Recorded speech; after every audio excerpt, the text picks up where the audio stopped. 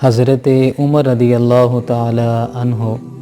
نبی علیہ الصلاۃ والسلام نے دعا کر کے اللہ تعالیٰ سے انہیں مانگا ہے، اور نبی علیہ الصلاۃ والسلام کے بعد اسلام کے دوسرے خلیفہ بھی ہیں، اور نبی علیہ الصلاۃ والسلام نے فرمایا کہ اگر میرے بعد کوئی نبی ہوتا تو فرمایا حضرت عمر رضی اللہ تعالیٰ عنہ نبی ہوتے، اور ساتھ نبی علیہ الصلاۃ والسلام کے ساتھ رہے، اور نبی علیہ الصلاۃ والسلام کے اوپر اپنی جان بھی نشاور کرتے تھے۔ جب کبھی ضرورت پڑتی تھی جنگ میں مال پیش کرنے کی تو حضرت عمر رضی اللہ تعالیٰ عنہ نے ایک دفعہ اپنے گھر کا آدھا مال پیش کر دیا، اور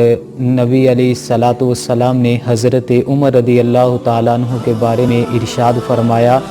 فرمایا کہ جہاں حضرت عمر رضی اللہ تعالیٰ عنہ آ جاتے ہیں وہاں سے شیطان بھاگ جاتا ہے۔ لیکن دیکھیں کہ حضرت عمر رضی اللہ تعالیٰ عنہ کو اتنی شان اللہ تعالیٰ نے عطا فرمائی، اتنا مرتبہ عطا فرمایا، لیکن ان تمام چیزوں کے باوجود بھی رب ذوالجلال کا خوف دل میں اتنا ہے، رب ذوالجلال کا ڈر اتنا ہے کہ جب کبھی بھی قرآن پاک کی آیت کو سن لیتے تو اللہ تعالیٰ کے خوف سے بے ہوش ہو جایا کرتے تھے۔ حضرت عمر رضی اللہ تعالیٰ عنہ نے ایک دفعہ ایک زمین سے تنکا اٹھایا، ایسے زمین سے تنکا اٹھایا اور فرمایا کہ کاش اے عمر تو ایک تنکا ہوتا، کاش کوئی تو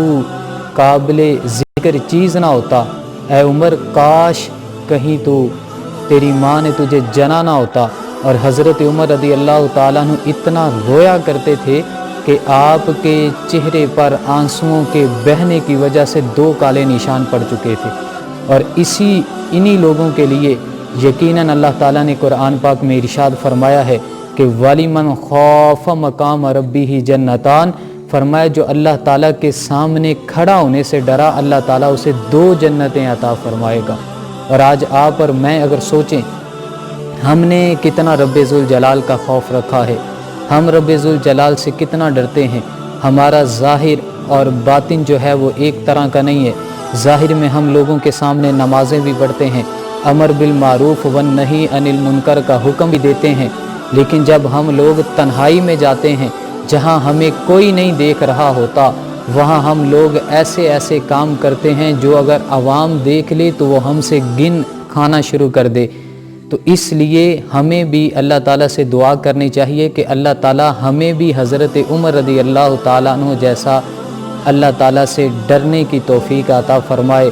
ان جیسا انہوں نے اپنی زندگی بسر کی ہے، رب کا خوف رکھا ہے۔ حالانکہ اللہ کے نبی علیہ الصلاۃ والسلام نے فرمایا تھا کہ عمر فی الجنہ، کہ حضرت عمر رضی اللہ تعالیٰ عنہ جنت میں جائیں گے، پتہ بھی ہے کہ اللہ تعالیٰ جنت میں جگہ عطا فرمائے گا، لیکن اس کے باوجود بھی رب ذوالجلال کا اتنا خوف دل میں رکھتے تھے۔ تو میں اللہ تعالیٰ سے دعا کرتا ہوں کہ اللہ تعالیٰ ہمیں حضرت عمر رضی اللہ تعالیٰ عنہ کی سیرت پر عمل کر کے اپنی زندگی بسر کرنے کی توفیق عطا فرمائے۔ اور اقبال نے کہا تھا کہ کی محمد سے وفا تو نے تو ہم تیرے ہیں، کی محمد سے وفا تو نے تو ہم تیرے ہیں، یہ 2 جہاں چیز ہے کیا لوح و قلم تیرے ہیں۔